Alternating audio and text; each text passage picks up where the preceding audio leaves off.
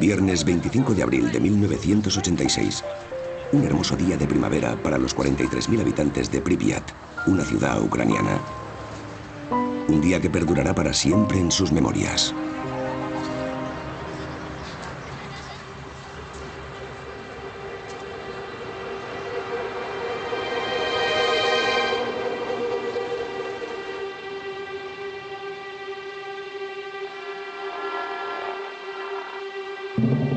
A 3 kilómetros de la ciudad encontramos la central nuclear de Vladimir Ilich Lenin, a la que acuden a trabajar miles de ellos cada día.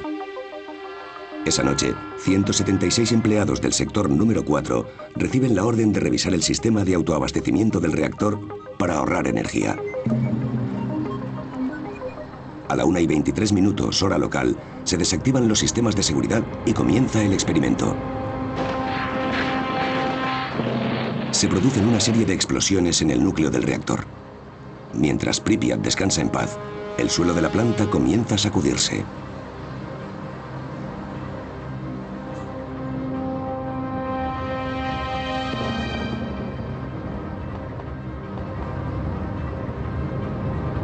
La cubierta del reactor, de unas 1.200 toneladas, sale disparada por los aires. Una nube muy poderosa de vapor radiactivo escupe grandes cantidades de uranio y de grafito a cientos de metros a la redonda. A través de la brecha se dispara una llamarada cargada con gas y partículas en fusión que se eleva 1000 metros en el cielo.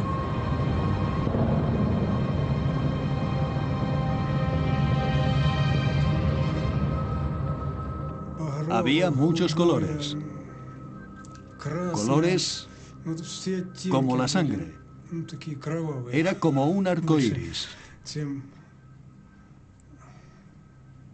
Era precioso. Acaba de producirse el accidente nuclear más grave de la historia. Esa misma noche, de madrugada, recibí una llamada a eso de las 5. Me dijeron que se había producido un accidente en la central nuclear de Chernóbil. Nadie estaba preparado para una situación así. Los primeros bomberos que llegaron a la escena combatieron el fuego sin equipo de protección especial alguno. Arrojaron toneladas de agua en vano sobre ese extraño fuego que nada parecía poder aplacar. 2 hombres murieron esa misma noche y otros 28 en los meses siguientes. Fueron las primeras víctimas de Chernóbil.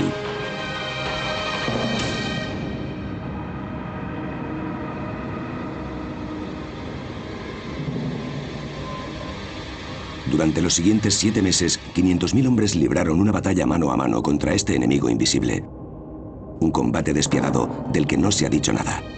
Miles de vidas sacrificadas que la historia ha elegido olvidar, pese a que fuera gracias a estos hombres que se pudo evitar lo peor. Una segunda explosión, 10 veces más poderosa que Hiroshima, que habría mandado por los aires media Europa. Tanto los soviéticos como Occidente han mantenido este secreto durante 20 años. La mayor parte de estas imágenes no han salido nunca a la luz. Fueron tomadas por periodistas que también perecieron a causa del frente de contaminación nuclear. Narran la historia de una guerra oculta, pero también de una tremenda mentira, cuyas consecuencias continúan 20 años después, empeorando el alcance del desastre. Esta es la verdadera historia de la batalla de Chernóbil. La batalla de Chernóbil.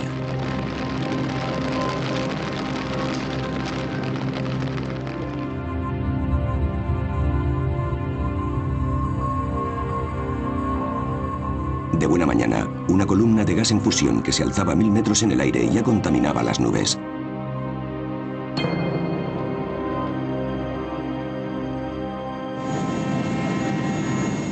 Igor Kostin es un fotógrafo de la agencia Novosti. Esa mañana, cuando un amigo suyo, piloto de helicópteros, le llamó para ofrecerle un vuelo sobre Chernóbil, lo único que sabía es que algo había sucedido por la noche en la planta. Fue el primero en descubrir la enorme rotura. Por allí, el edificio del sector 4 que ha sido destruido. Más arriba. Allí, graba eso. Allí por donde sale el humo. Cuando nos acercamos al sector 4 y los sobrevolamos, No tenía ni idea del riesgo. Mientras volábamos Al sobrevolar el sector, abrí la ventanilla del helicóptero. No me di cuenta del gran error que cometía.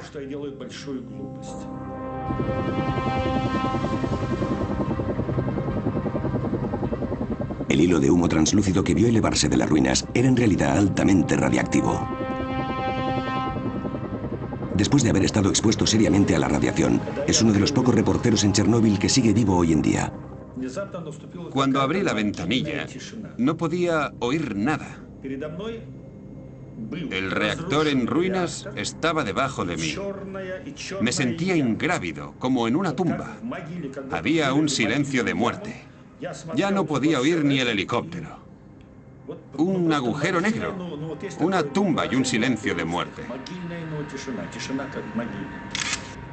Esta foto es la primera imagen tomada del abismo. Todo mi equipo se atascó después de un minuto. No podía entender qué estaba pasando. Pensaba que me había quedado sin batería. Solo saqué una docena de fotos. Cuando volví a Kiev, revelé las fotos. Los colores eran muy pobres. Entonces no lo sabía. Pero estas fotos habían estado expuestas a la radioactividad. En el núcleo del reactor que había volado, enterrados bajo 14 metros de escombros, el grafito que rodeaba el combustible nuclear había ardido y estaba derritiendo el uranio. La lluvia radiactiva sería 100 veces peor que el poder combinado de las dos bombas atómicas que se lanzaron sobre Hiroshima y Nagasaki.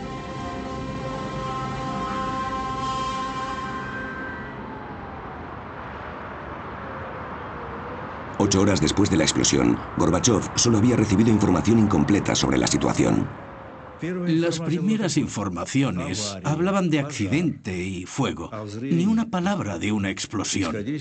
Al principio dijeron que no había ninguna explosión. El ignorar esos datos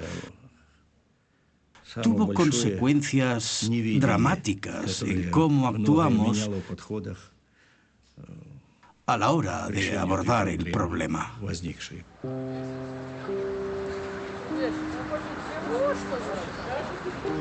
A 3 kilómetros de la central, los 43.000 habitantes de Pripyat no sabían nada del desastre.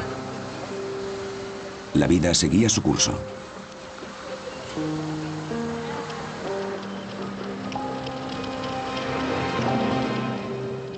La información que recibimos decía que todo era seguro, incluido el reactor. El académico Alexandrov me dijo que el reactor era totalmente seguro, que incluso podría ubicarse sobre la Plaza Roja, que no sería distinto a un samovar, como dejar una tetera en la Plaza Roja.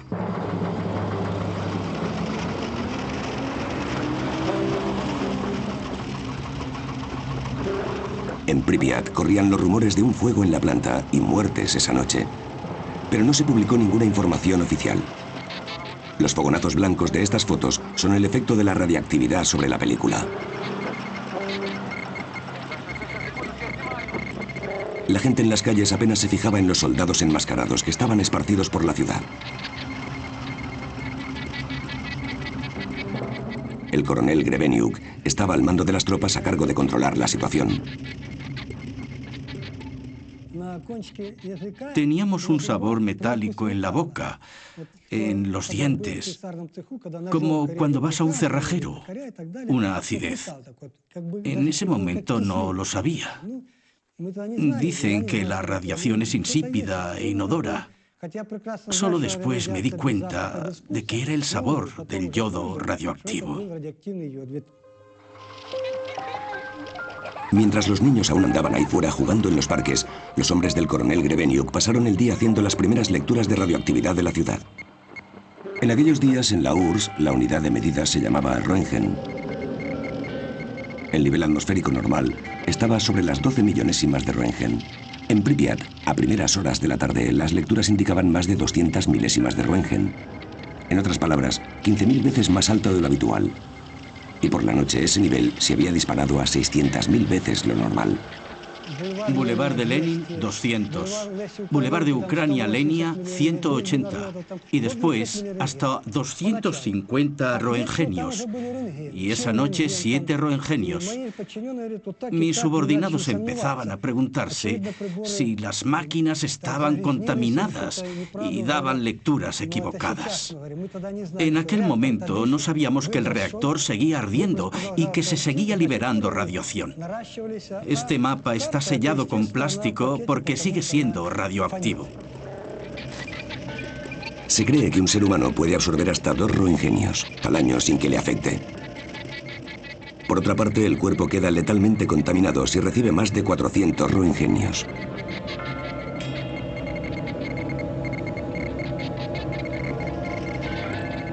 Ese primer día, los habitantes estuvieron expuestos a más de 50 veces lo que se consideraba una dosis inocua. A tal ritmo, habrían alcanzado la dosis letal en 4 días. Para comprender lo que ocurría, el coronel formó rápidamente una patrulla para tomar las primeras lecturas en la base de la planta. Sus primeras lecturas se recogen en este mapa. 2080 roentgenios. 2080.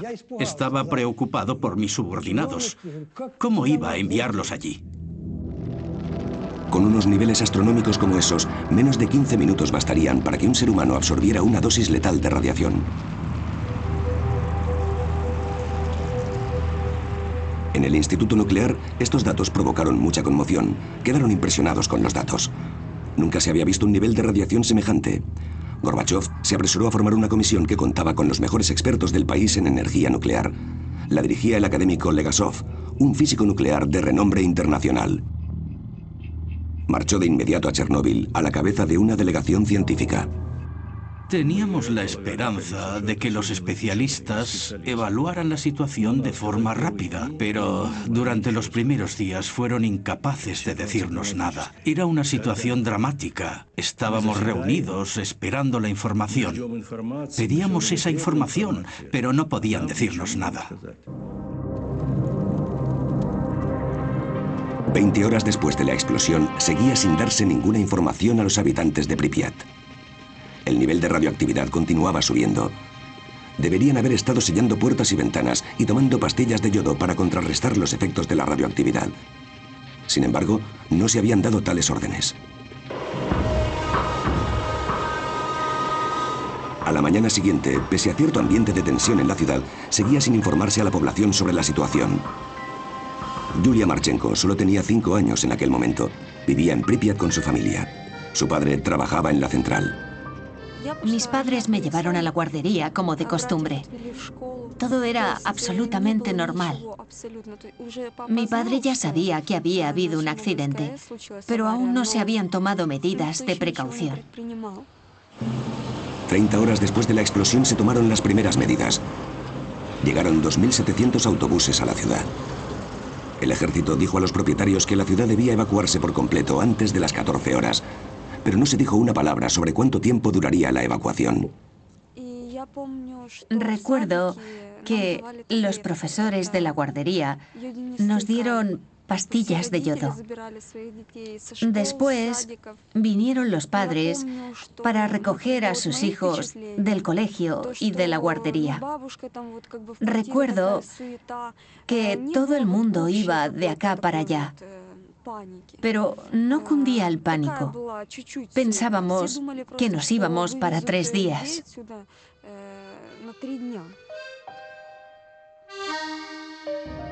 Para evitar situaciones de pánico, las autoridades mintieron sobre la gravedad de la situación.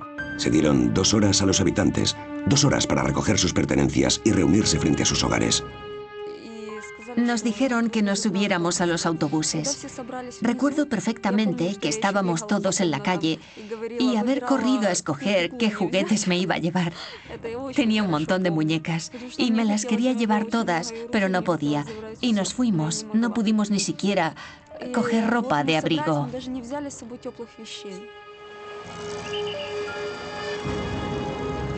Estas personas tuvieron que dejar atrás todo lo que tenían, toda su vida. No volverían nunca.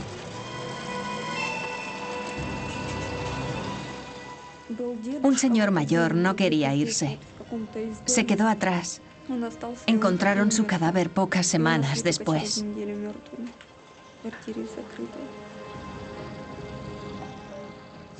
La gente no se creía lo que estaba pasando. Pensaban que los estaban engañando. Se acordaban de la ocupación alemana y decían que en 1941 caían bombas, pero que ahora no había nada. La gente mayor no creía en un enemigo invisible y no había tiempo para explicaciones. Los soldados y yo cumplíamos órdenes.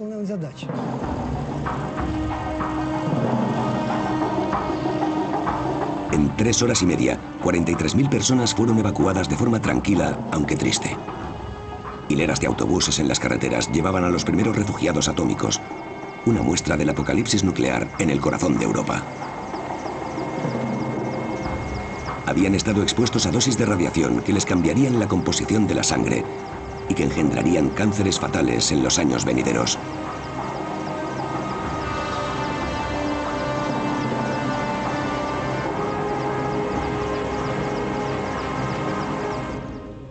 La ciudad tiene que sobrevivir. Es hermosa. La gente tiene que volver. Volverán algún día. Es una ciudad preciosa. Yo estaba en el estadio. Tiene que haber niños aquí. La vida siempre entraña riesgos.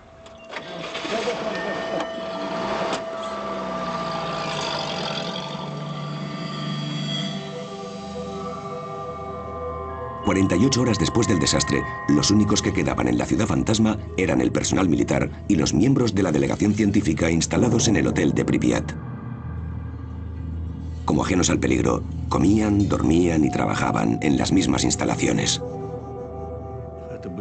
Eran personas íntegras, especialistas. No creí que fueran a hacer nada irresponsable o suicida. No, subestimaron la situación. Nuestros viejos criterios ya no valían.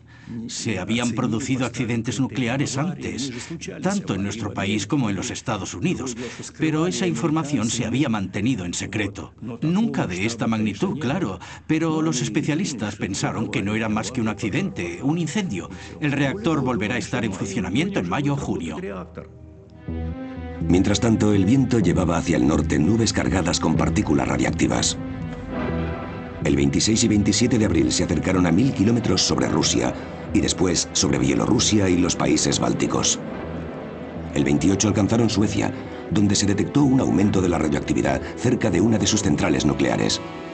Poco después, en las noticias comenzó a alertarse a la población. Estaba lloviendo polvillo radiactivo procedente de Chernóbil sobre Estocolmo. Las autoridades enviaron un escuadrón de aviones de combate para hacer lecturas desde las nubes.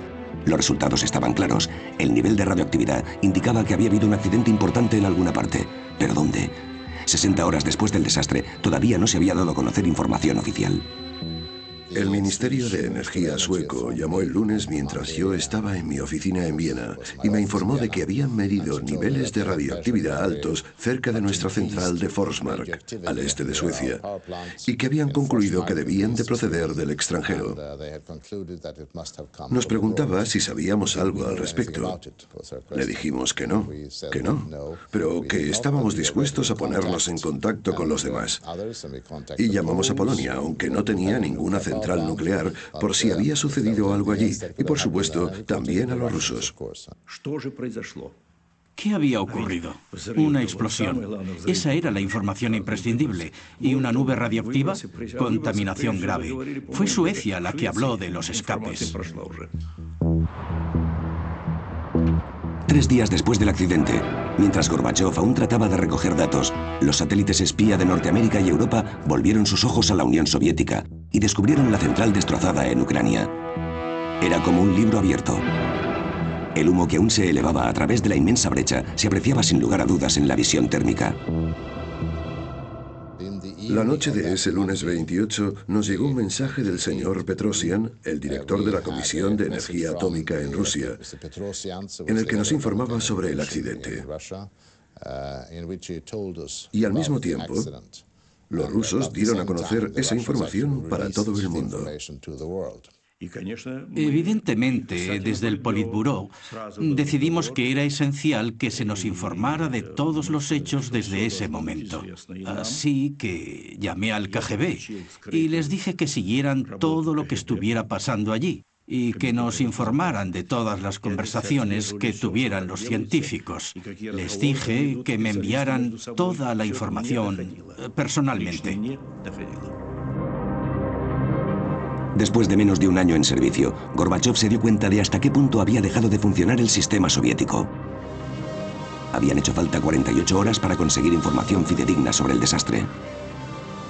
Al menos ya lo sabía, pero eso no solucionaba nada. Al pie del reactor en ruinas, 1.200 toneladas de magma candente continuaban ardiendo a más de 3.000 grados, escupiendo gas y polvillos radiactivos a la atmósfera.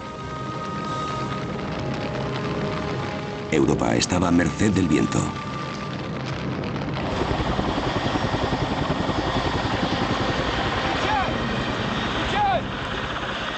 Vale, estamos listos.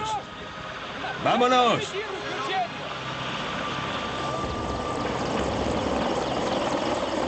El tercer día de la crisis, el general Antochkin y su flota de 80 helicópteros fueron enviados desde Moscú para luchar contra las llamas. Su misión, apagar el incendio. El día que llegó el general, voló a 200 metros por encima del reactor explotado. Todo ardía allí dentro. Grafito, todo. Me dijeron que la temperatura a esa altitud estaba entre los 120 y los 180 grados centígrados. Nuestro dosímetro solo alcanzaba los 500 roentgenios. La aguja se movía como loca. Se salía por completo de la escala. Creo que a 200 metros de altitud se alcanzaban al menos los 1000 roentgenios. Incluso a esa altitud, media hora de exposición habría sido letal. La fuerte corriente de aire caliente radioactivo que subía del reactor hacía imposible acercarse. Tendrían que improvisar alguna otra forma de conseguir su objetivo. Mira el humo. Necesitamos acercarnos a ese punto, pero la temperatura aún es demasiado elevada. Quizás deberíamos utilizar nitrógeno. Había que actuar deprisa, apagar el fuego y sellar el reactor para poder acercarnos lo suficiente como para hacer todo lo demás. También había que cerrarlo para evitar que se esparciera el polvillo radiactivo. El viento lo estaba diseminando. Teníamos que actuar con presteza. Se puso en marcha un ballet gigantesco. A bordo de los helicópteros, pilotos, algunos de los cuales habían llegado a toda prisa del frente en Afganistán, y soldados sin equipo protector especial, lanzaban sacos de 80 kilos sobre el fuego con las manos desnudas. Su objetivo era controlar el incendio llenando el reactor con toneladas de arena y ácido bórico, que neutraliza la radiación. El primer día llevaron a cabo 110 salidas, el siguiente 300. El nivel de radiación sobre el reactor era de más de 3.500 roentgenios. Algunos de los pilotos llegaban a hacer hasta 33 vuelos en un solo día. Cada vez que iban, recibían 5 o 6 roentgenios. Si eran lentos, incluso más. Después de lanzar 6, 7, 8 sacos, estaban bañados en sudor a causa del calor. El equipo volvía, cogía otro cargamento. Después de varias misiones, mis soldados se iban a lavarse y comer algo. Después de un rato, empezaban a vomitar. Desde el primer día de la crisis, se envió a las víctimas de la radiación al hospital número 6 de Moscú. Era el único en todo el país que contaba con un departamento especializado en enfermedades agudas por radiación, debidas a dosis masivas de exposición a esta.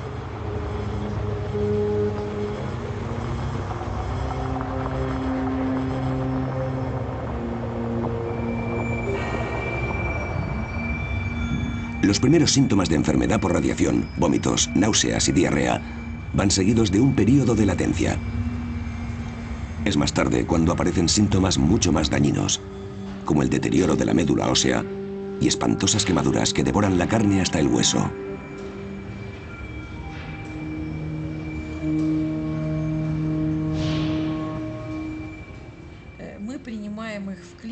Resultó brutal, psicológicamente hablando, cuando llegaron a la clínica. Venían derechos del aeropuerto. La mayoría eran jóvenes.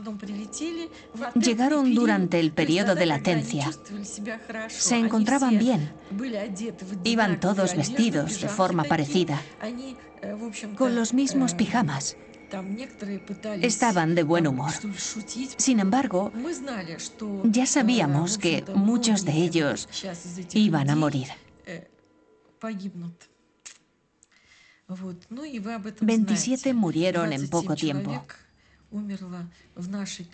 Todos habían recibido enormes dosis de radiación y sufrían de quemaduras mortales.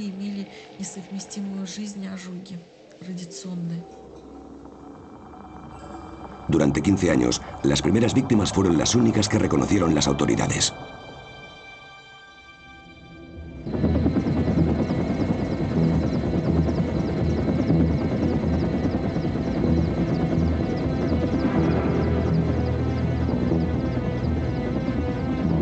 A 30 kilómetros al este de la central, el bosque era marrón. Los árboles habían ardido por el estallido radioactivo de la explosión. Pero el área devastada ya se extendía mucho más allá. Desde la explosión, la lluvia había dejado caer las partículas radiactivas que llevaban las nubes. Una contaminación que parecía un estampado de leopardo y que afectó tanto a Ucrania como a Bielorrusia y Rusia.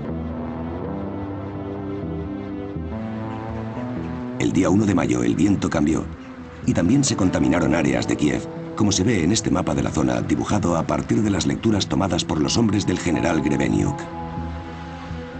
Las áreas más gravemente contaminadas aparecen en rojo, rodeadas por áreas donde el nivel de radiación era normal. No obstante, la población había sido enajenada deliberadamente. La única noticia fue un minúsculo artículo al pie de la página 3 del Pravda, en que se restaba importancia al accidente y se anunciaba que el peligro ya había pasado. Se estaba hundiendo el techo y actuaban como si no pasara nada. Al seguir adelante con los festejos del 1 de mayo, parecía que el país se negaba a enterarse de lo que ocurría. Ese fue el segundo aspecto de la terrible hecatombe de Chernóbil. 6 días después del accidente, a pesar de que los niveles de radiación eran varios miles de veces superiores a lo normal en ciertas zonas, las autoridades animaron a la gente a participar en la celebración del Día de los Trabajadores. Vi los festejos del 1 de mayo de 1986 con mis propios ojos. Estuve allí y lo presencié. El desfile de la muerte. Era un desfile de muerte. Fue terrible.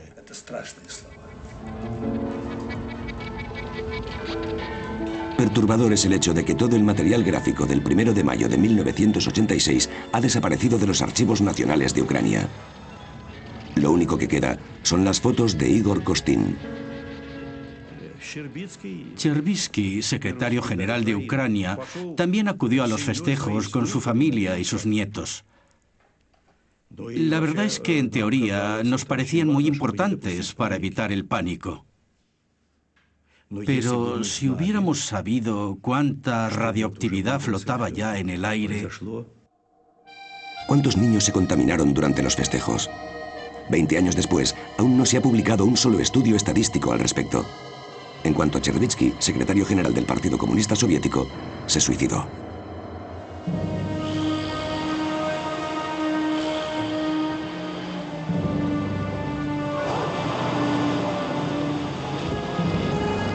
Una semana después de la explosión, el éxodo continuaba. Los habitantes de la ciudad de Chernóbil, a 7 kilómetros de la central, fueron evacuados.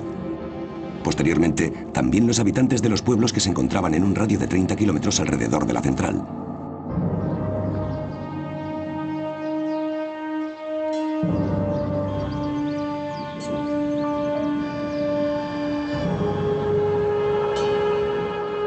Se movilizó a 130.000 personas, muchas de las cuales ya habían sido contaminadas.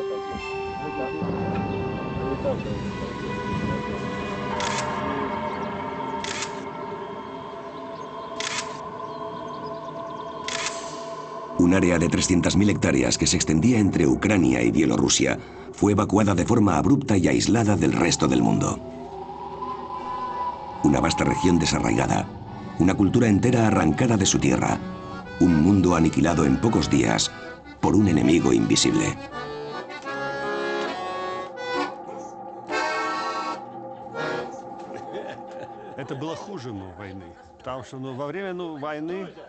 Fue peor que una guerra.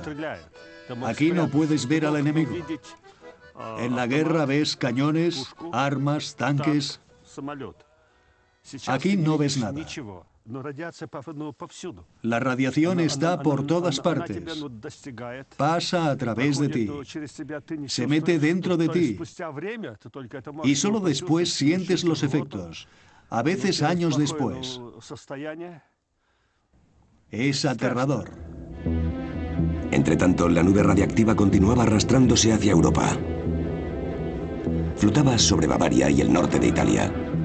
Cesio 137 y yodo 131 radiactivos llovían sobre el sur de Francia y Córcega.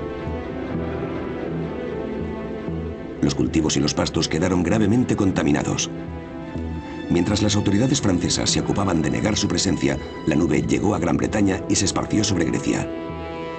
En Chernóbil, el nivel de radiactividad continuaba creciendo. Las 6.000 toneladas de arena y ácido bórico habían tapado la brecha.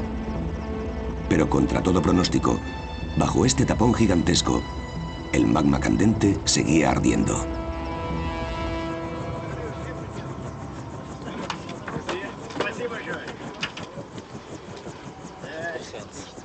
Diez días después de la catástrofe, Gorbachov en persona invitó a Hans Blix, director de la poderosa Agencia Internacional de la Energía Atómica, a visitar el lugar.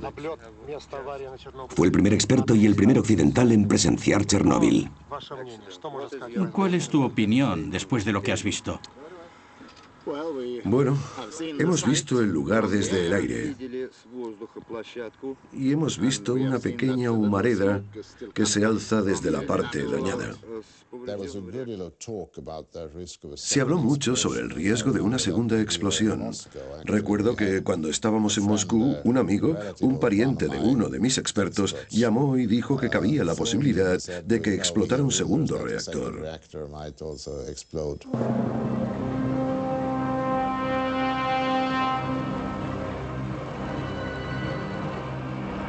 En la base del reactor, 195 toneladas de combustible nuclear seguían ardiendo, lo que producía un calor increíble que poco a poco estaba derritiendo la arena. Sobre la superficie del tapón empezaron a aparecer grietas preocupantes. Al taponar la brecha, la temperatura comenzó a ascender. Los científicos elaboraban, tomaban lecturas y la temperatura no dejaba de subir. Ellos temían que se alcanzara una temperatura crítica y se desencadenara una segunda explosión. Aquello hubiera sido devastador. A causa del calor, cabía el riesgo de que la superficie de cemento bajo la masa en fusión se agrietara y el magma se filtrara. Toda el agua que los bomberos habían arrojado durante las primeras horas se había estancado bajo el cemento. Si el magma radiactivo entraba en contacto con esta agua, desencadenaría una segunda explosión, incluso más devastadora que la primera.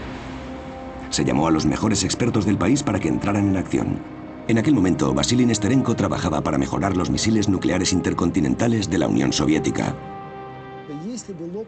Si el calor conseguía agrietar el cemento, habría bastado que 1.400 kilos de mezcla de uranio y grafito hubieran caído al agua para provocar una nueva explosión. Si se llega a producir esta catástrofe, la reacción en cadena habría desencadenado una explosión comparable con la de una bomba atómica gigante. Nuestros expertos estudiaron la posibilidad y llegaron a la conclusión de que la explosión habría tenido una fuerza de entre 3 y 5 megatones. Minsk, a 320 kilómetros de Chernóbil, habría sido arrasada y Europa habría quedado inhabitable. Se había producido una explosión y escapes. Pero, por suerte, los otros reactores no habían volado. Si hubiera seguido así, habría sido un desastre tremendo, un tremendo desastre nuclear.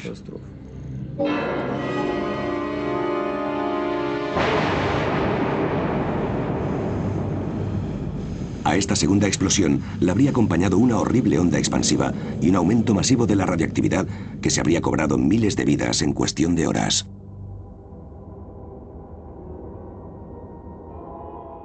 Por suerte no ocurrió. En Minsk, Gomel y Kiev había trenes con más de 1000 vagones preparados para evacuar a la población por el miedo a una segunda explosión.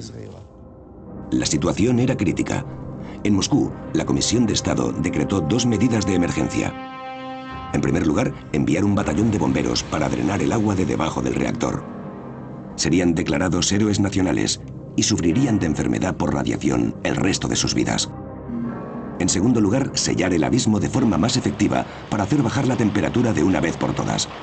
En 2 días, los hombres del general Antochkin lanzarían 2400 toneladas de plomo sobre el reactor.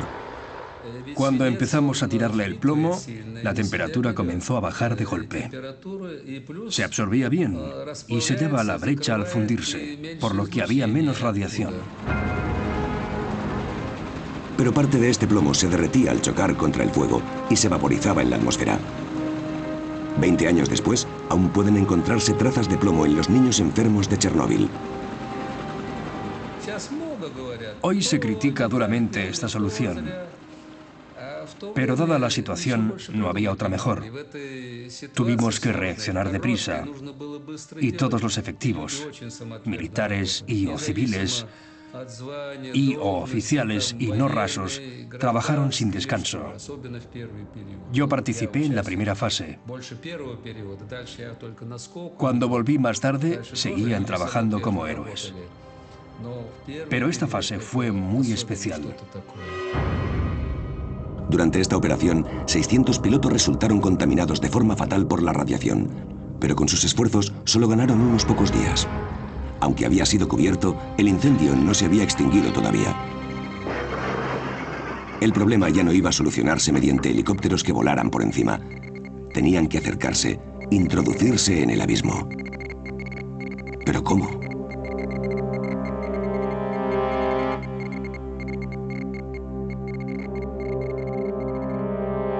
Con la amenaza de una segunda explosión aún en ciernes, continuaron las medidas provisionales.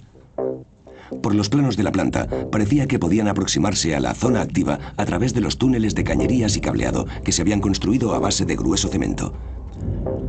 Una delegación de técnicos del Instituto Kurchatov se aventuró en el laberinto. Era complicado moverse, dado que parte de los túneles se había colapsado a causa de la explosión.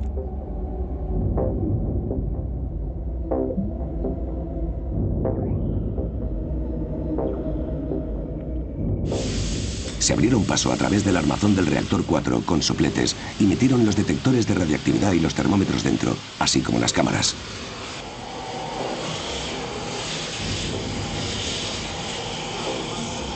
Los resultados eran espeluznantes. Los niveles de radiación eran astronómicos y confirmaban sus peores temores. El magma candente había roto el cemento y se había filtrado en la cuenca vaciada. Ahora era peligroso incluso seguir descendiendo.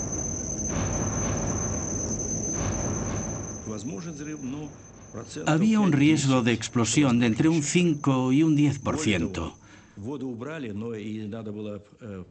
Habíamos drenado el agua de debajo del reactor, pero había que hacer algo para evitar que se filtrara el magma, que cayera.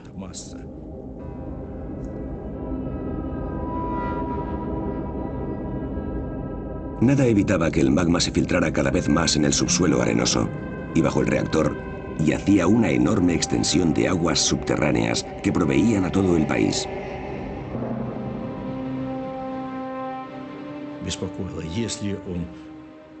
Lo que más nos preocupaba era que toda la masa se hundiera, llegara a las aguas subterráneas y contaminara los ríos Pripyat, Dnieper, Kiev, el Mar Negro. Teníamos que dar con la solución.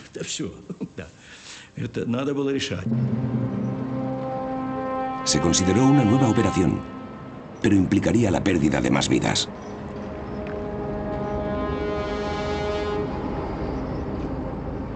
El 12 de mayo de 1986, los mineros de Tula, a 1000 kilómetros de Chernóbil, recibieron una visita del Kremlin.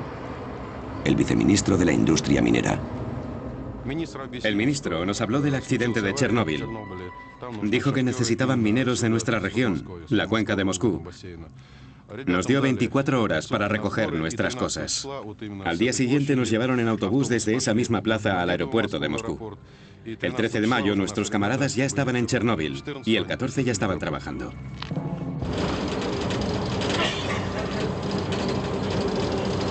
Su misión, aproximarse al reactor por la que ahora era la única vía posible. Bajo tierra. Está bloqueado hacia la derecha.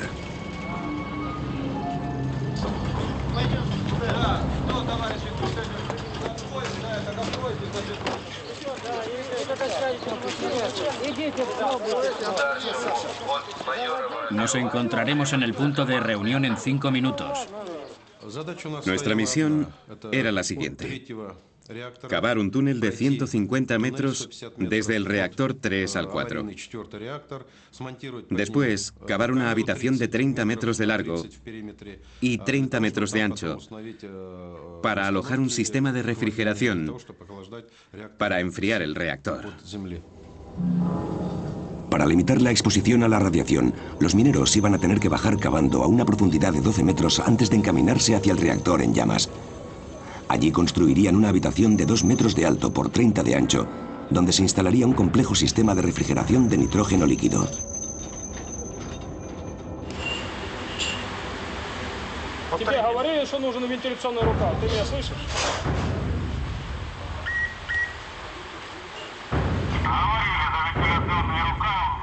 En un mes se enviaron 10.000 mineros de Rusia y de las regiones mineras de Ucrania al túnel. Tenían entre 20 y 30 años. Dentro del túnel, que había sido construido sin ventilación, la temperatura alcanzaba los 50 grados centígrados y la radiactividad era de un mínimo de 1 Roentgen por hora. Solo teníamos esas máscaras y no las llevábamos. Los mineros no podíamos utilizar máscaras de respiración porque los filtros se obstruían. Todo el mundo se las quitó y siguió trabajando sin ellas, y también sin camiseta. Bebíamos agua de botellas abiertas, lo que era muy mala idea, porque digeríamos las partículas radiactivas directamente. Uno de nuestros compañeros se tragó un grano de arena altamente radioactivo. Murió. ¿Cómo podíamos saber lo que estábamos comiendo o respirando cada uno de nosotros? Lo más duro era la falta de oxígeno y el insoportable calor. Había muy poco aire fresco. Teníamos que trabajar muy deprisa, a un ritmo frenético, más y más deprisa. Eso fue lo peor. Vamos, vamos, vamos. Equipos de 30 mineros que se relevaban cada 3 horas, 24 horas al día. En un mes y 4 días, cavaron un túnel de 150 metros. Un trabajo que normalmente habría costado 3 meses en una mina. Los lugares más peligrosos no estaban bajo tierra. No había tanta radiactividad bajo el reactor. Pero tan pronto salíamos, debíamos correr aún más deprisa.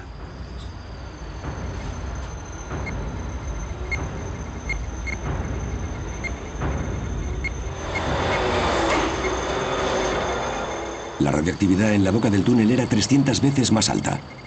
Ni uno de los mineros se libró de la exposición. Ni una sola vez se les informó de los peligros reales de los que eran susceptibles.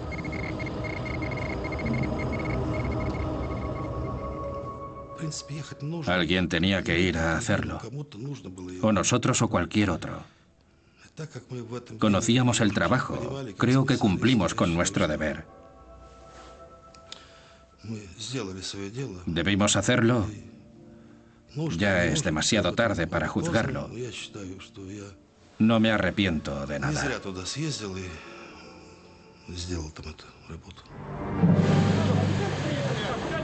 Los mineros cumplieron con su misión, pero nunca se colocó dicho sistema de refrigeración bajo el reactor. Finalmente, se rellenó la habitación subterránea con cemento para solidificar la estructura. Oficialmente, cada minero recibió entre 30 y 60 roentgenios. Pero ellos afirman haber recibido entre 3 y 5 veces más. Una cuarta parte de aquellos hombres murieron a los 40 años. 2.500 vidas sacrificadas que no aparecen en ninguna estadística.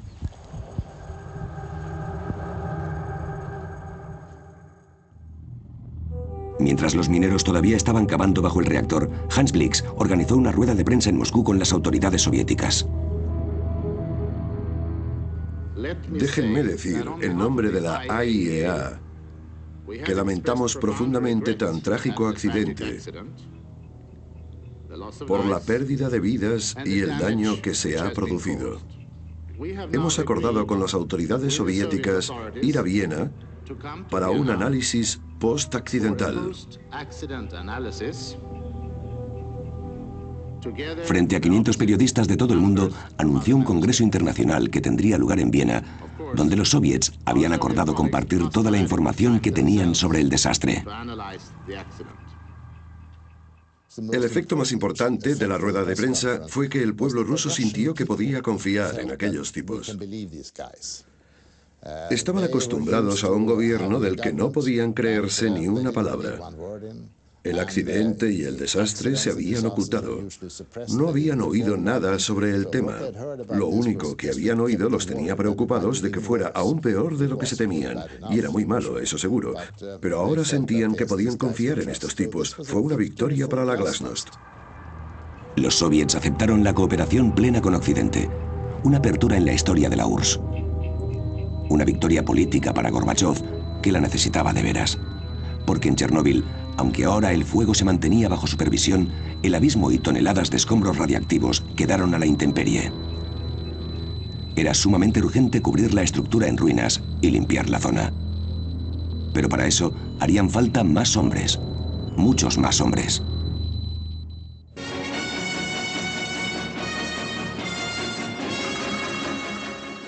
Добрый вечер, товарищи. 18 días después del desastre, Gorbachov se dirigió finalmente al pueblo soviético. Недавно нас постигла беда. Авария на Чернобыльской атомной электростанции. Она больно затронула советских людей, взволновала международную общественность. Мы впервые реально столкнулись с такой грозной силой, какой является ядерная энергия, вышедшая из-под контроля. Вся работа, по сути, ведется круглосуточно.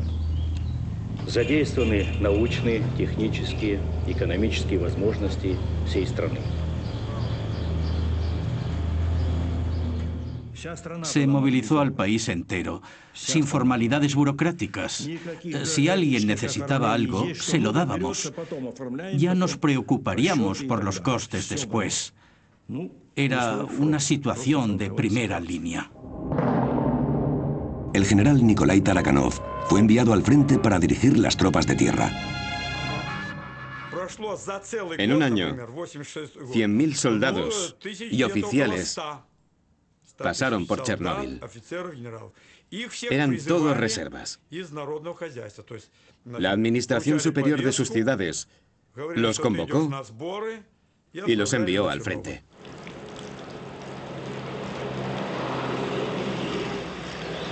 Personal militar o civil, oficiales o simples soldados, todos ellos fueron liquidadores. Un término que se inventó para la batalla de Chernóbil. Su misión era liquidar la radioactividad. Al principio estábamos preocupados. Llevábamos las máscaras todo el tiempo. Después nos olvidamos de ellas. Ni siquiera las llevábamos durante el trabajo. Te acostumbras enseguida. En casa nos sentimos bien. Somos felices. El vodka no se vende. Corre el rumor por Moscú de que los liquidadores de Chernóbil conseguimos el vodka gratis. Le dije a mi mujer que nos daban 150 gramos después de cada comida. Ella se preguntaba qué demonios estábamos haciendo. Igor Kostin fue uno de los 5 reporteros de guerra autorizados por el Kremlin para cubrir la batalla. Un suceso sin precedente en un país que mantenía todo en secreto. 3 de ellos han muerto.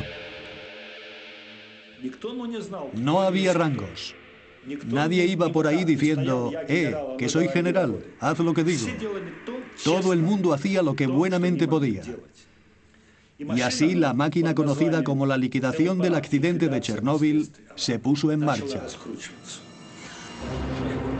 Por Chernóbil pasaron 100.000 soldados, así como 400.000 civiles, trabajadores, ingenieros, enfermeros, doctores y científicos, venidos de todas las repúblicas soviéticas. La Unión Soviética libraba su mayor batalla final.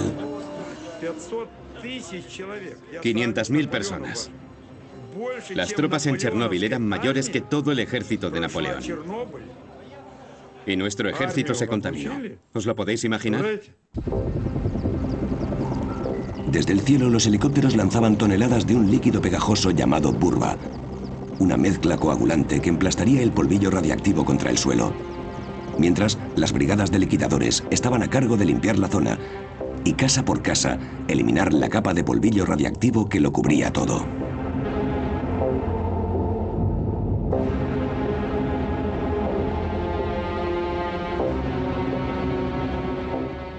Se formaron escuadrones de caza especiales. Patrullaban el campo y los bosques con rifles para matar a perros y gatos. Fue algo devastador.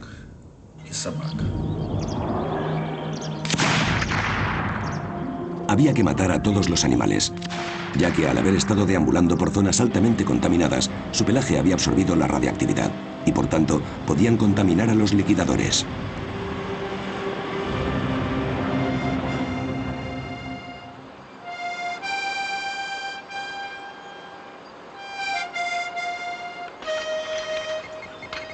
Se evacuaron los últimos pueblos habitados de la zona. Se derribaron y enterraron las casas, una a una.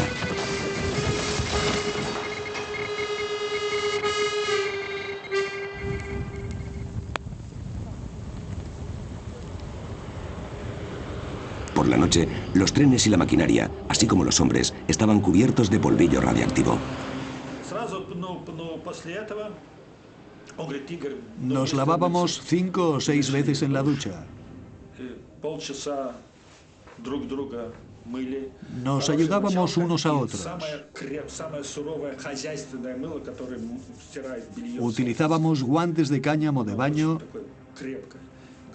y el jabón más fuerte que hubiera. Nos frotábamos con fuerza, nos poníamos ropa nueva y luego a comer.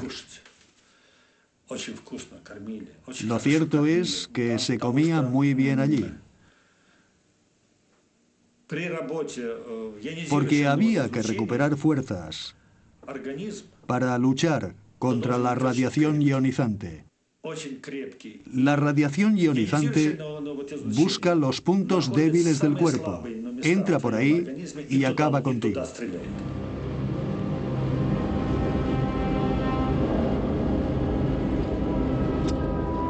Alrededor de la planta se puso en marcha una operación colosal.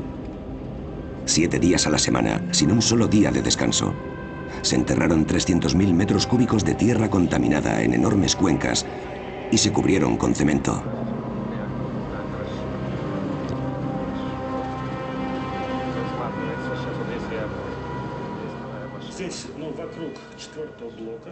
En este punto, en torno al reactor número 4, fue donde se produjeron las misiones más peligrosas.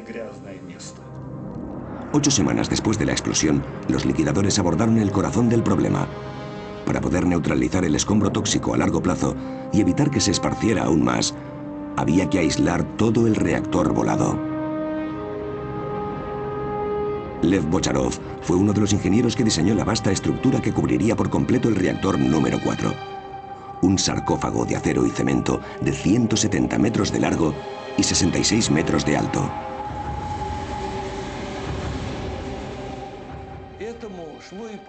Era un proyecto único en el mundo. Nunca nadie había construido una estructura semejante en una zona con tal radiactividad. Solo se podía trabajar unos pocos minutos cada vez. Era un reto titánico. cómo erigir esta estructura monumental en un lugar en que los seres humanos solo podían trabajar durante unos minutos, quizás segundos seguidos. Una situación completamente nueva que requeriría que los liquidadores improvisaran de nuevo. Una situación que pondría más vidas en peligro.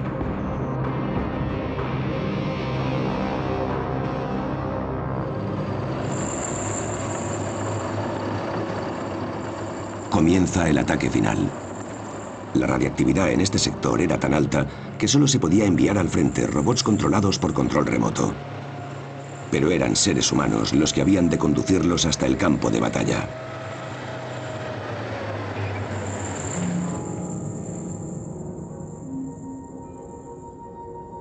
Solo podían quedarse allí unos pocos minutos sin recibir una dosis fatal de radiación. Los conductores estacionarían las máquinas a 20 metros del reactor destruido. Después, correrían a refugiarse en el camión recubierto de plomo que los seguía. Sus vidas se enfrentaban a un peligro mayor por cada segundo que pasaba.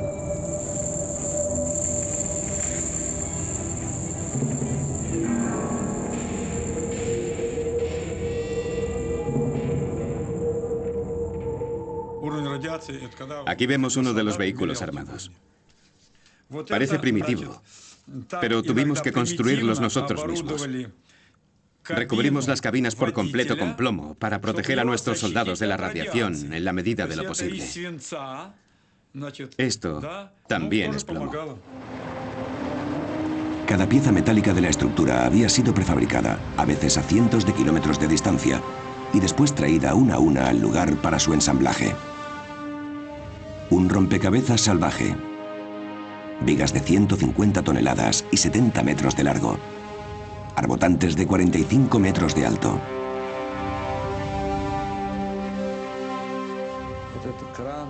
Esta es la grúa de Mach 4000. Mira qué tamaño tiene. Estas cadenas superan la altura de un hombre. El operario cumplía con las órdenes, pero no podía ver nada. El más leve error de cálculo y habría sido imposible unirlo todo. El trabajo siguió adelante a pesar de las condiciones extremas. Se emplearon 100.000 metros cúbicos de cemento en elaborar la estructura. Pero el descubrimiento de un nuevo problema obligó a detener el trabajo. El tejado de la central estaba cubierto por trozos de grafito altamente contaminados. Mira eso de ahí. Ahí está el problema. 500 roentgenios.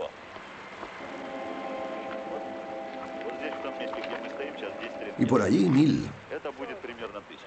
Vamos, es suficiente. Tenemos que salir de aquí. Vamos. Moveos. Esos pedazos de grafito envolvían barras de uranio. Habían salido volando del reactor durante la explosión. Un único pedazo desprendía radiación suficiente como para matar a un hombre en menos de una hora. No cabía duda de que había que deshacerse de ellas antes de continuar con la construcción.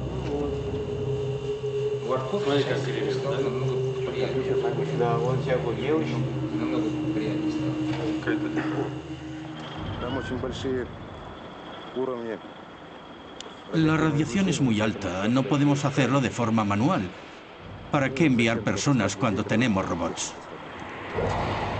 Se enviaron robots sobre el tejado para echar los escombros por el borde.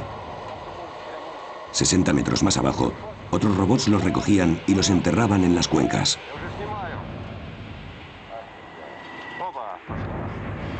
Pero pasados unos días, la radiactividad ambiental comenzó a afectar incluso a las máquinas. Sus circuitos electrónicos se atascaron, se volvieron locos y se rompieron. Uno de ellos se lanzó al abismo. ¿Habéis podido recuperarlo?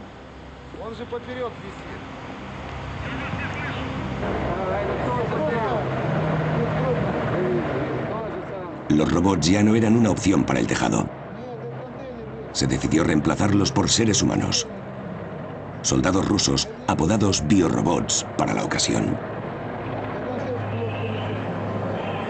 Este batallón de jóvenes reservas se prepara para subir al tejado del reactor 3 por primera vez. Todos cuentan entre 20 y 30 años. Todos reservas llamados al frente para la más peligrosa y cruenta batalla de Chernóbil. Nunca un humano había trabajado en una zona con una radiactividad tal. El general Nikolai Tarakanov estaba al mando de esta operación. Fue él quien la ideó y quien personalmente supervisó cada detalle de la misma. Incluso los trajes de plomo hechos a mano que cada soldado se vio forzado a elaborar la noche antes del ataque. Por delante, por detrás, las botas. Iban todos cubiertos de plomo. Casco, máscara para protegerse contra la radiación y los rayos beta. Y un delantal especial. Doble capa de protección en las manos. Todo el uniforme pesaba entre 26 y 30 kilos.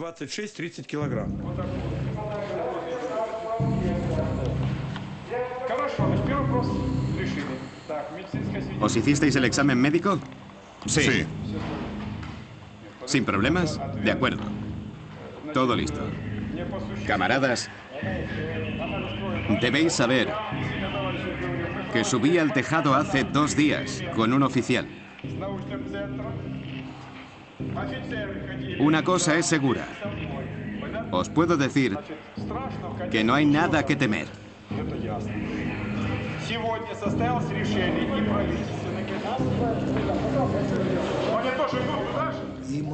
Evidentemente, mucha gente no quería ir, pero como reservas estaban obligados.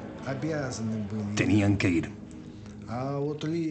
Por mi parte, no cabía duda. Tenía que cumplir con mi deber. ¿Quién lo iba a hacer por mí? ¿Quién limpiaría este desastre para que la radiactividad no se expandiera por todo el territorio, por todo el mundo? Alguien tenía que hacerlo. 2 semanas y media de infierno.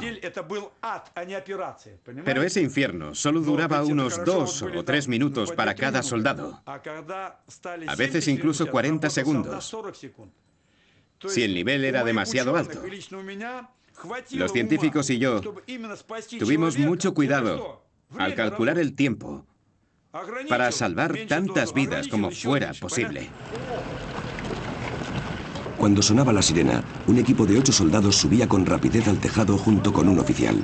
Su misión era sencilla: echar con palas el escombro radiactivo fuera del tejado tan rápido como fuera posible.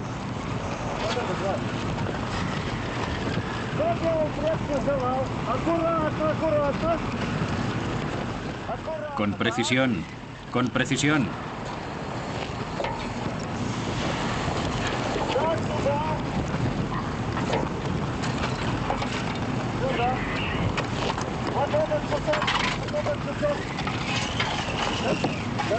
Según los cálculos del general Tarakanov, el nivel de radiactividad se estimaba en torno a los 7000 roentgenios por hora, lo que les permitía solo unos 45 segundos en el tejado, tiempo suficiente para echar apenas unas cuantas paladas.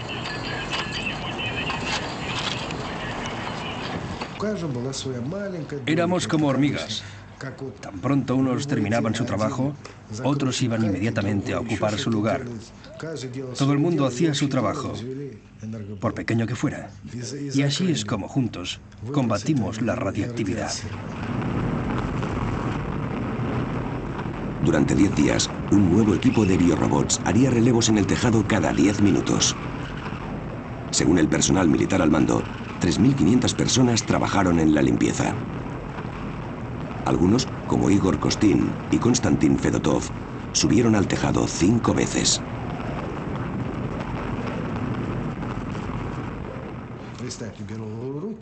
Teníamos que coger pedazos de 1.500 roentgenios con las manos. Después de un día de trabajo, nos dolían las manos y no podíamos cerrarlas en puños, a consecuencia de la contaminación.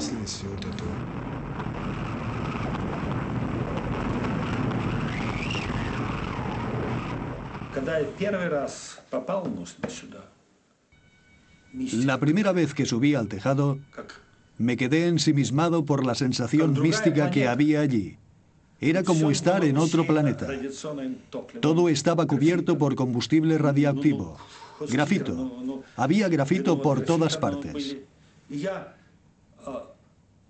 Me temblaban las manos. No sabía en qué mundo estaba y empecé a sacar fotos.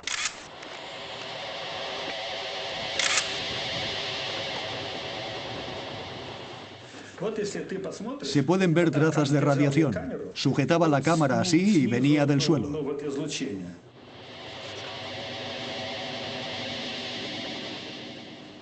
Nos dolían los ojos y teníamos un sabor metálico en la boca. Eso era lo que sentíamos. Y una vez sentías eso, sabías que habías recibido más dosis de la que tocaba. Ahí arriba no te sentías los dientes. Al hacer así, tenías la boca llena de un sabor a plomo. Todo estaba cubierto de plomo. Hacías... y aún así no oías nada. Incluso hoy, 20 años después, aún puedo sentir el plomo en la boca.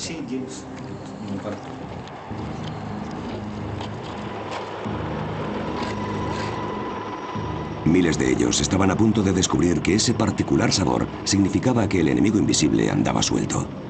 Ya que los biorobots estaban sacrificando sus vidas en el tejado de la central, la limpieza continuó a través de la zona de 30 kilómetros, 24 horas al día, bajo el sol o la lluvia.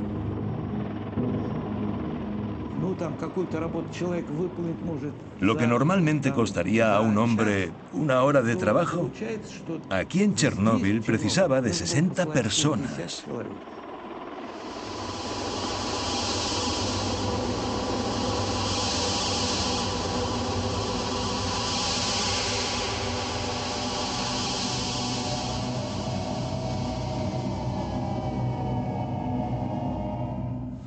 Cuando bajamos del tejado, sentíamos como si unos vampiros nos hubieran chupado la sangre. Nos sentíamos minados, no nos podíamos mover. Estábamos agotados. Algunos tenían hemorragias nasales. Los bomberos estaban allí. Si a alguien le sangraba la nariz, lo llevaban al hospital.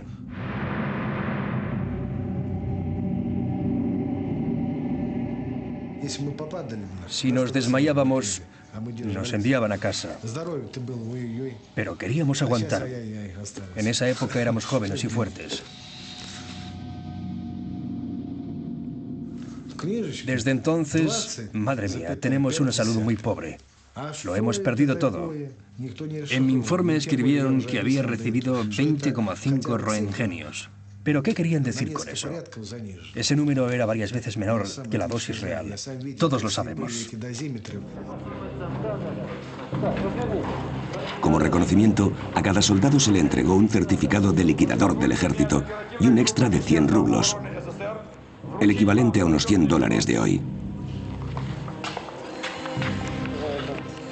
Veterano Kosov, gracias por su trabajo. Le deseo buena salud y felicidad, y espero que se convierta en un buen oficial. Lo peor es que estos hombres arriesgaron sus vidas para reducir el nivel de radiación del tejado solo un 35%.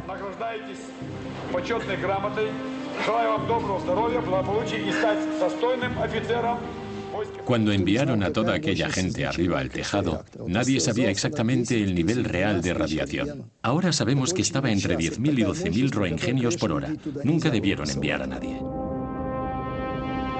7 meses después de la explosión, la zona estaba limpia y el sarcófago acabado.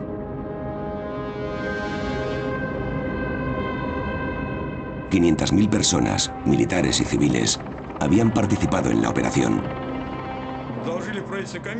Dije a la comisión que, por habernos enfrentado a tales niveles de radiación, haber limpiado todo el grafito, y haber cumplido tales tareas heroicas. Nuestros soldados necesitaban algo simbólico,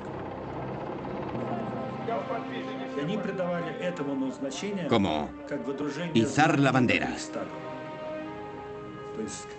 Izar la bandera fue como poner la bandera en el Reichstag cuando el Ejército Rojo derrotó al fascismo. Era el símbolo de su victoria frente a la radiactividad.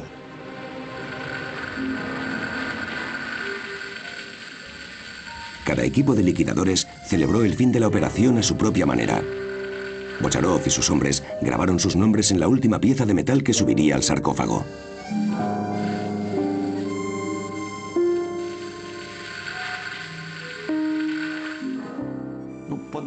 Nuestro sarcófago es un panteón, una tumba, un mausoleo. Nuestro segundo mausoleo, el mausoleo de la industria nuclear. Después de eso dejamos de construir centrales nucleares. Una victoria amarga, puesto que el país nunca se recuperaría.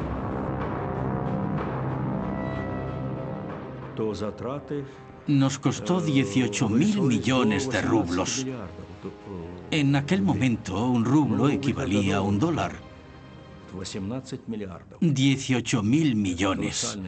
Es una fortuna. Y si consideramos que poco después el precio del petróleo se dividió por 3, os podéis imaginar los problemas a los que debían enfrentarse nuestro país y la perestroika. Comenzaban a adherirse las primeras nieves en Chernóbil. Para las autoridades, eso probaba que el sarcófago era hermético. Al menos durante 30 años, o eso predijeron. Los liquidadores se habían ido a casa. Los reactores 1, 2 y 3 fueron asegurados y puestos en marcha. La primera batalla de Chernóbil había terminado en una victoria que auguraba el fin de la URSS. Pero para muchos, también señaló el principio de una guerra que 20 años después aún no ha terminado.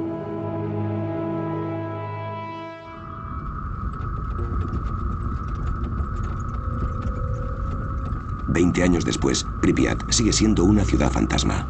Acompañada por Igor Kostin, Yulia quería ver el apartamento en el que vivía con su familia hasta el fatídico día de la evacuación. En contra de lo que se les dijo, ni un solo habitante pudo jamás volver a vivir en los edificios desiertos.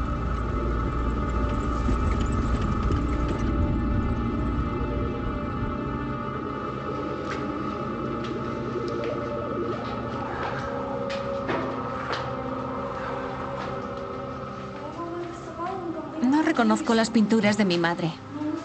Ah, sí, es verdad. Me acuerdo de eso. ¿Eso?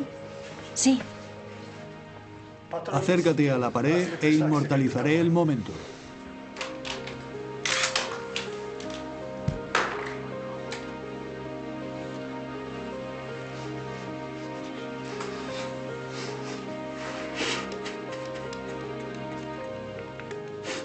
También para Igor Kostin, la visita despierta recuerdos dolorosos. Durante los 7 meses que pasó cubriendo la batalla, sufrió una exposición fatal a la radiación.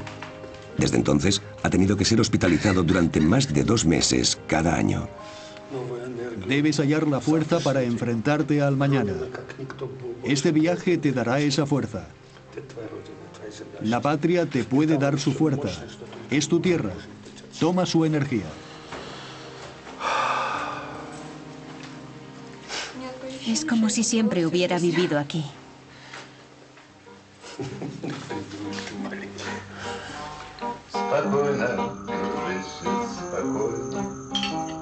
Para los cientos de miles de refugiados atómicos, así como para los cientos de miles de veteranos de la batalla de Chernóbil, la lucha contra el enemigo invisible no da tregua.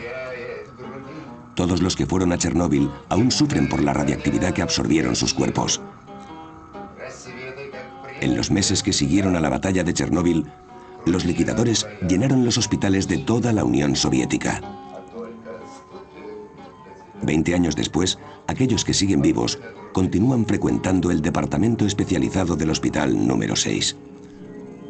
Todos víctimas de lo que los especialistas llaman desde entonces el síndrome de Chernóbil. Todos tenemos un montón de síntomas. El corazón, el estómago, el hígado, los riñones, el sistema nervioso. Todo nuestro cuerpo quedó radicalmente alterado por los cambios metabólicos causados por la radiación y la exposición química. Cuando los liquidadores volvieron a casa, estaban exhaustos. Eran incapaces de volver a llevar una vida normal. 20 años después, todo el que sobrevivió sufre una discapacidad y es incapaz de trabajar. Y las autoridades no solo parecen ignorar sus peticiones, sino que además han recortado el dinero de sus pensiones. Los veteranos de la guerra de Afganistán siguen vivos, mientras nosotros nos vamos consumiendo. He escrito un poema sobre esto. Набегает грусть печальная, набегает грусть тоска. Пусть пока первоначальная, ну как пуля у виска. Набежит, не остановится, наплывет и захлестнет. Мать украдкой Богу молится, плачет. Estos hombres no tenían ni 30 años cuando los enviaron a luchar contra el átomo. Hoy, con menos de 50, luchan como personas de la tercera edad por vivir. De acuerdo con el ejército, de los 500.000 liquidadores de Chernóbil, 20.000 han muerto y 200.000 son oficialmente discapacitados. No sabéis cuánto vais a vivir o qué enfermedad acabará con vosotros. No sabéis el efecto que esto tendrá sobre vuestros hijos, si los tenéis, o en las generaciones venideras. Algunos lo sabemos, y esta certeza nos está devorando por dentro como un gusano. Para nosotros la guerra continúa, y poco a poco estamos desapareciendo del mundo. Y sin embargo, durante 2 décadas, solo 59 muertes se atribuyeron de forma oficial a la catástrofe de Chernóbil. No se realizó ni un solo estudio sobre los 130.000 refugiados de la zona, ni una sola estadística sobre el estado de los 500.000 liquidadores. Ningún dato respecto a la población que sigue viviendo en torno a Chernóbil y en las áreas contaminadas. La cantidad real de radiación a que estuvo expuesta esta gente nunca se les ha revelado. Es de 6. Está subiendo. Ayer era de 5,7. No pasa nada. ¿Sí? ¿Cuánto más puede subir? Dígame la verdad.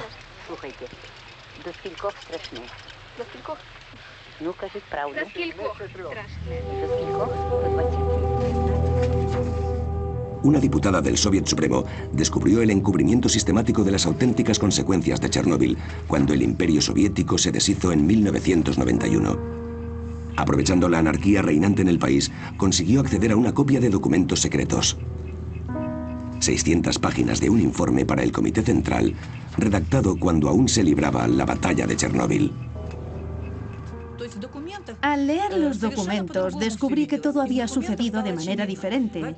Me di cuenta de lo grande que era la mentira que nos habían contado los líderes del partido. El decreto número 12 establece que el 12 de mayo de 1986, 10.198 personas ya habían sido hospitalizadas. 345 muestran signos de lesiones por radiación. 12 de mayo. No obstante, al mismo tiempo, nos decían que todo iba bien, que no era nada grave, y me di cuenta del alcance de las mentiras.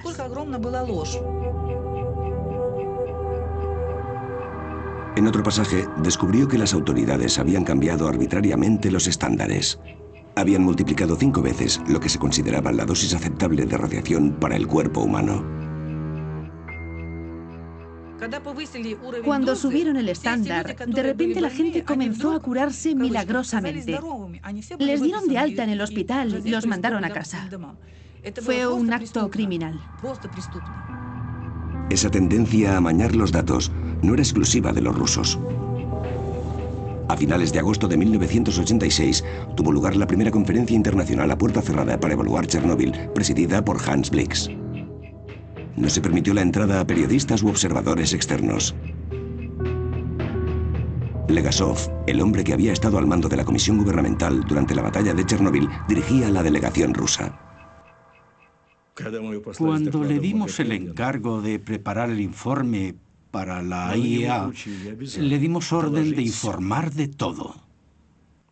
Elaboró un documento muy detallado que dejó a todo el mundo impresionado. Legasov habló durante 3 horas. Su informe concluía que en las próximas décadas se esperaban unas 40.000 muertes por cáncer causadas por Chernóbil. Occidente se negó de pleno a aceptar esta estimación, lo que espoleó una negociación genuina entre Oriente y Occidente.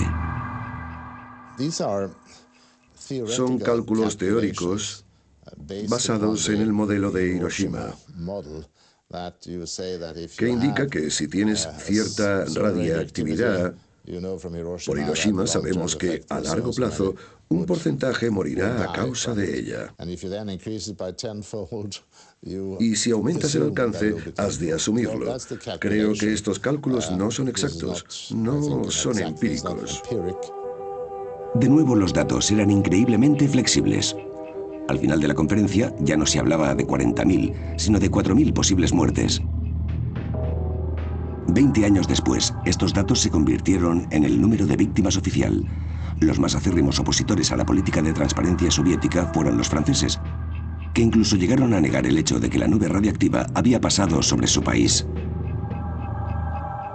¿Han notado algo sobre Francia? No, el viento no sopla en esa dirección. Sopla en dirección contraria al reloj. No hay razón alguna para preocuparse. No existe peligro ninguno para la salud pública. 20 años después, en Francia, y especialmente en Córcega, se informa de casos de cáncer de tiroides de la misma naturaleza y gravedad que aquellos de las regiones en torno a Chernóbil.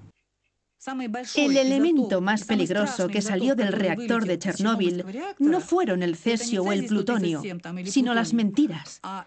Yo lo llamo la mentira del 86. Una mentira que se propagó como la radiactividad a lo largo del país y por todo el mundo. El 27 de abril de 1988, en el segundo aniversario del desastre, el académico Legasov, que había trabajado tan duro para revelar toda la verdad, decidió poner fin a su vida.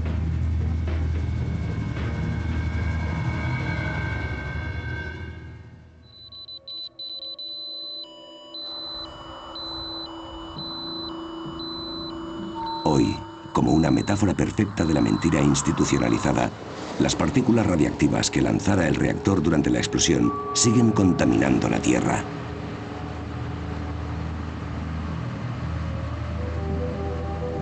Veinte años después del desastre, la zona de Chernóbil sigue inhabitable.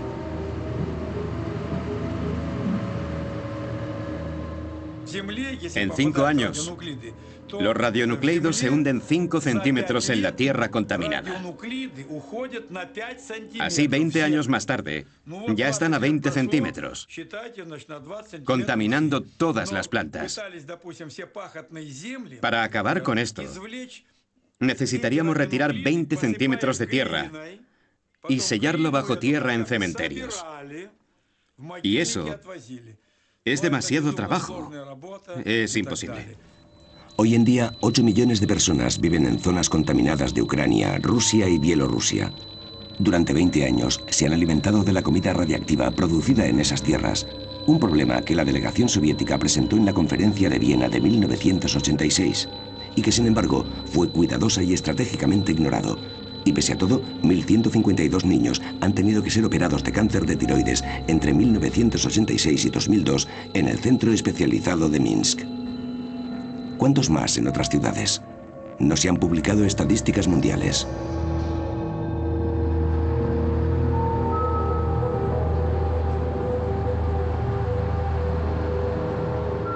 Un doctor, Yuri Vandeyevsky, ha estado estudiando desde entonces las enfermedades entre la población en las zonas afectadas. Cuando se publicaron sus descubrimientos en 1996, fueron condenados de inmediato. Arrestado y sentenciado oficialmente por corrupción, pasó los siguientes 5 años en la cárcel. En noviembre de 2005, aún estaba bajo arresto domiciliario.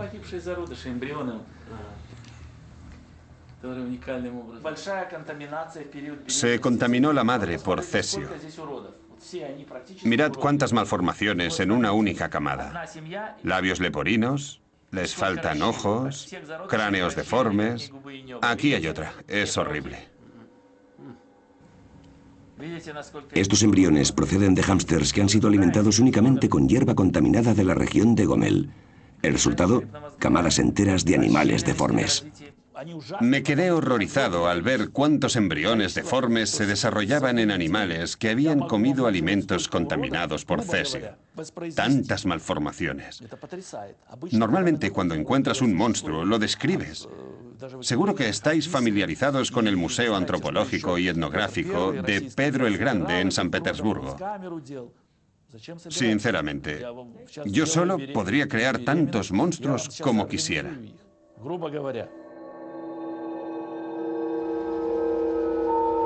No se han realizado estudios oficiales sobre las mutaciones genéticas provenientes de Chernóbil, pero hay cientos de casos, pese a los miles de abortos, naturales o no, que se produjeron en los meses que siguieron al desastre. Las malformaciones que vemos en estos niños son similares a las de los hámsters de Bandayevsky.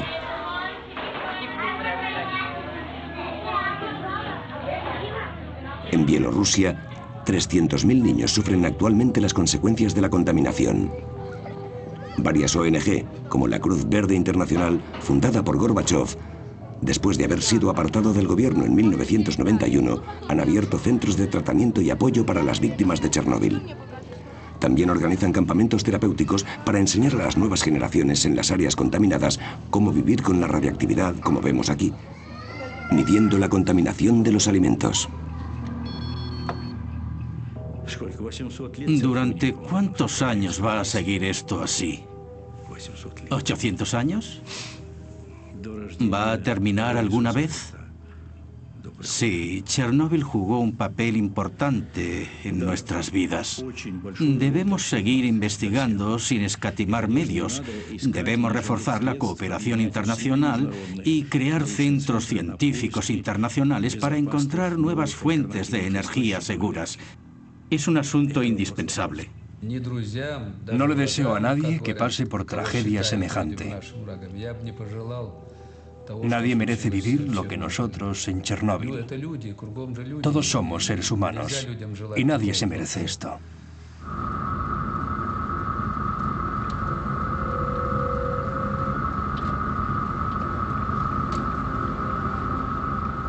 En el centro de la zona, a 10 kilómetros de la planta nuclear y oculto en el bosque, se encuentra Chernóbil 2. Hace 20 años nadie podía acercarse a este importante radar militar.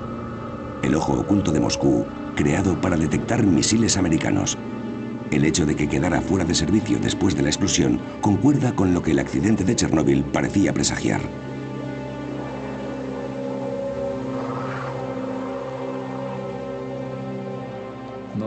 El uso de armas es un hecho horrible, y el armamento nuclear es peor aún. En el accidente de Chernóbil solo se vio involucrado un reactor. Fue un accidente limitado, pero cuyas consecuencias siguen con nosotros. Ya hemos tenido 2 bombas, Hiroshima y Nagasaki. También sus efectos son tangibles hoy en día.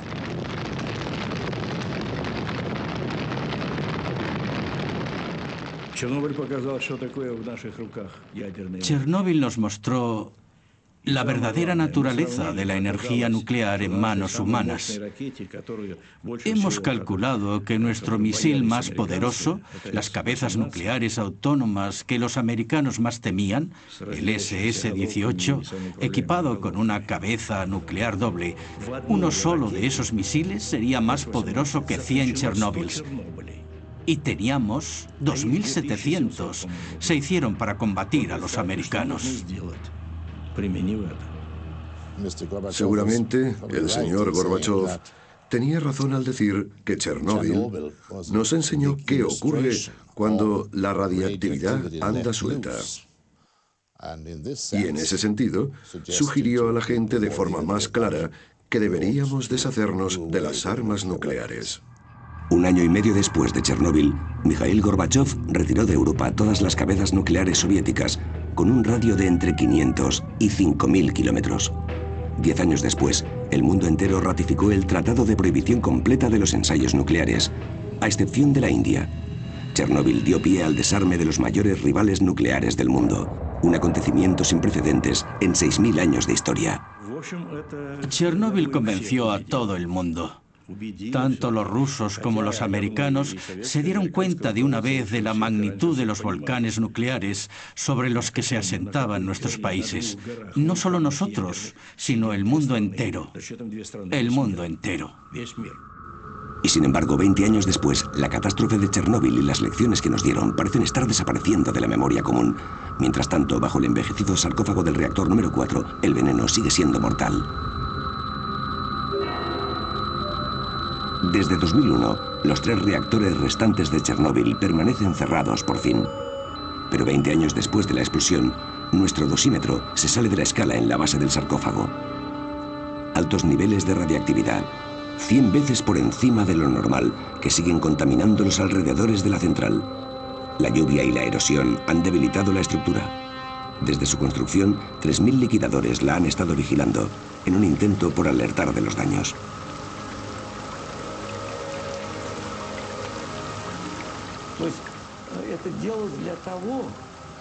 Construimos este sarcófago para que durase 30 años, con el pensamiento de que 30 años después de la explosión podríamos construir un nuevo sarcófago sin miedo a los niveles de radiación.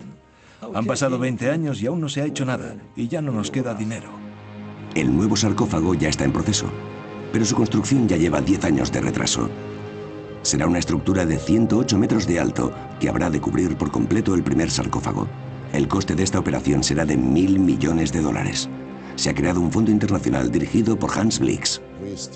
Aún no hemos instalado el nuevo sarcófago en su sitio. Estará listo dentro de unos años. Una vez esté terminado, podremos retirar la masa de combustible irradiado, el combustible derretido que sigue allí. 20 años después de la explosión, a 14 metros bajo tierra, el magma enfriado del núcleo del reactor sigue siendo una terrible amenaza. Y lo seguirá siendo en años venideros.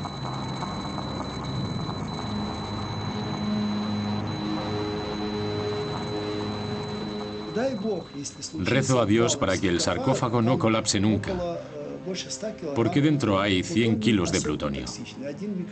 Un microgramo es una dosis letal para un ser humano. Hay plutonio suficiente para envenenar a 100 millones de personas.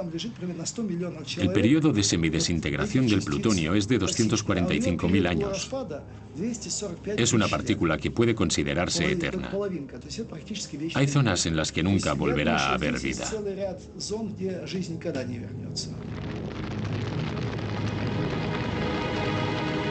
Pese a esta terrible advertencia, el desarmamento nuclear que desencadenó Chernóbil se pone en duda hoy en día. Si bien el desarrollo nuclear para usos civiles se propone como solución a los problemas de los combustibles fósiles y el calentamiento global, este paraje nos recuerda que no es una opción carente de consecuencias. Requiere una precaución extrema e información clara sobre los riesgos reales que entraña. Chernóbil nos recuerda también que, si hemos de vivir con la radiactividad y sus inevitables peligros, también tenemos la obligación de evitar a las generaciones futuras el riesgo de un apocalipsis nuclear.